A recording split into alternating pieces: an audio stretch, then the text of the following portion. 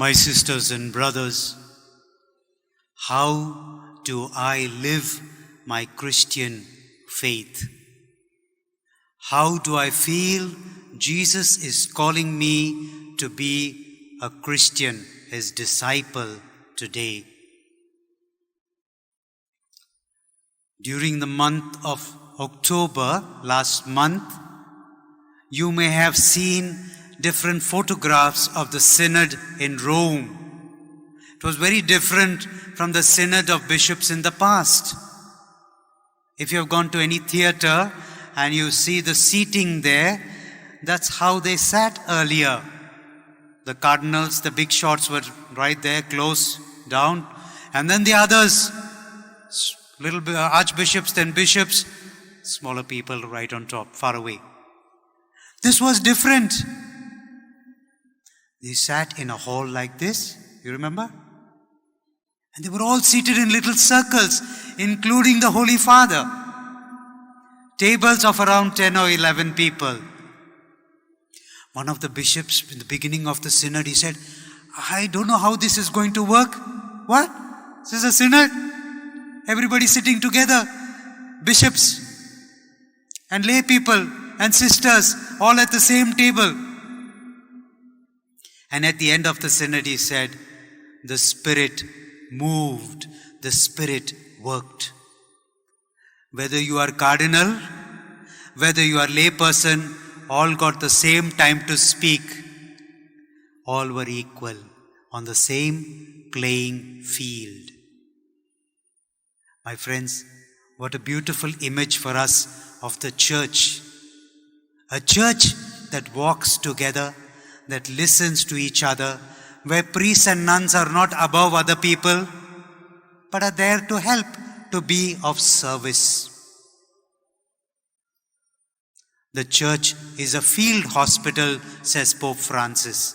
Where there is a war and there is a hospital in the middle of the war, there are broken people, wounded people, all of us.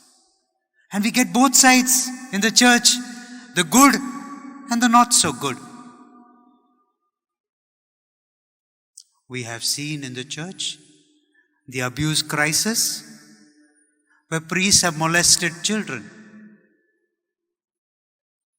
We have seen priests from the altar, from the pulpit, shouting at the laity, shouting at sisters, or sisters, I will not come to your convent, I won't give you communion.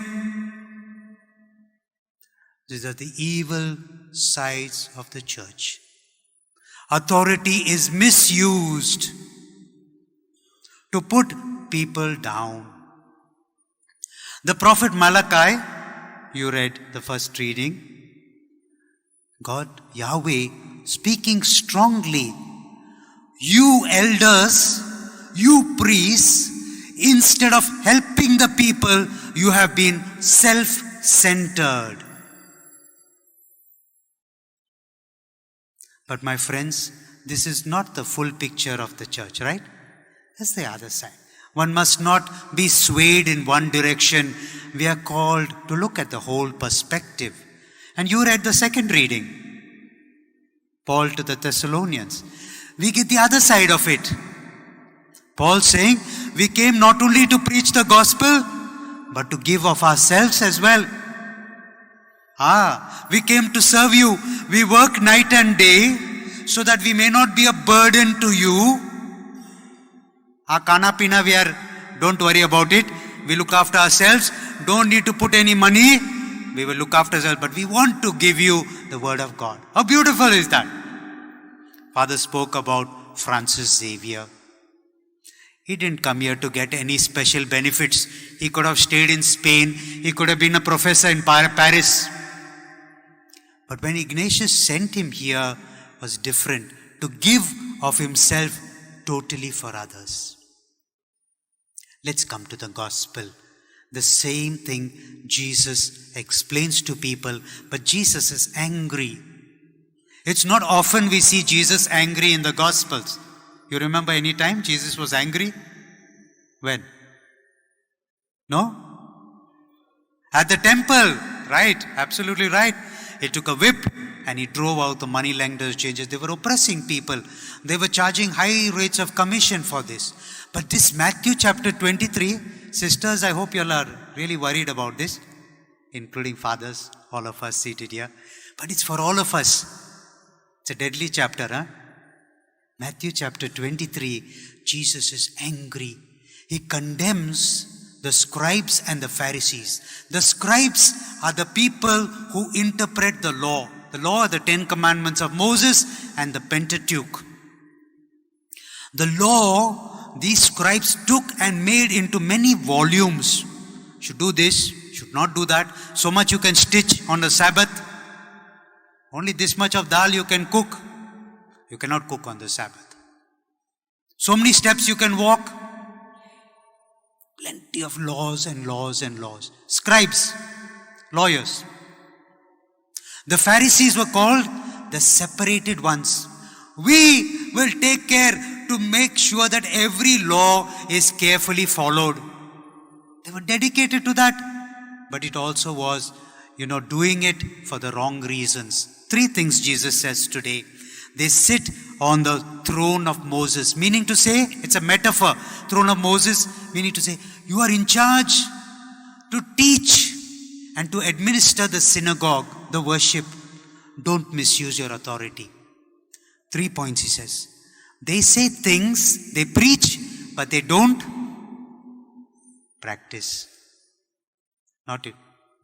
Fellows like me. They preach, but they don't practice. My friends, Jesus is talking about them. They preach, but do what they tell you to do because they are preaching the law of Moses, but don't follow their example. Don't follow their example. The second thing Jesus says, they tie heavy burdens, hard to bear, and lay them on people's shoulders. The yoke is heavy, they make it heavier. You got enough of housework, you take care of your spouses, your children, make it even more burdensome. No, this is the way you must do things. Be very careful, my friends. And the third thing Jesus says, they act for the wrong reasons. They act, but for the wrong reason. They do these things to impress other people. They wear phylacteries. See, they put little boxes here on the forehead and on the arm, leather boxes. Inside were little inscriptions, little wordings from the Torah. They are called phylacteries. They tied it here on the top and tied it on the arm. The words of Yahweh. And if you want to be seen by others, make those boxes even bigger. And the tassels on their prayer shawls, nice long little threads, prayer threads. Everybody should know. Oi, sada magta, teres kota, oi, novena vata, inga vata, tai vata. We go to Potta, I have gone to Fatima and come back. No change in our behavior. That is separate. But we have gone everywhere for Mass, for novenas, taking blessings. Umau geta me. Farakna. No difference in our lives. They stand in line and somebody says, Father, fudeya, why? Break the line and go in front to serve. They like to be called rabbi, teacher, father, meaning to say they like that kind of acclaim. None of this to be taken literally, just not Jesus' meaning. He's speaking in hyperbole, exaggeration. That's a kind of way of their writing at that time. Jesus speaking in such a way to draw out the faults of these people. My friends, they gave more importance to external worship and forgot the worship of the heart. What kind of worship Jesus says?